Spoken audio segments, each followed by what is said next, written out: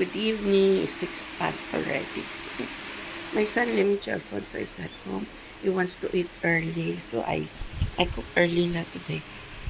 And this is our family dinner at the Blackford, the World of Singapore.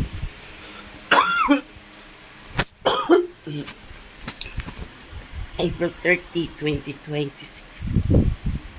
There's a simple, ka-retired man, just finishing the show. Today I cook early, I prepare early the table.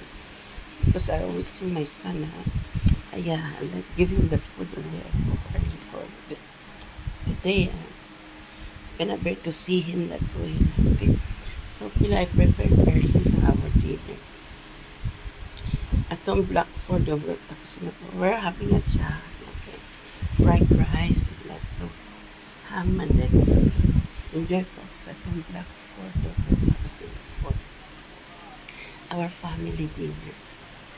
April 30, 2026. Enjoy Singapore.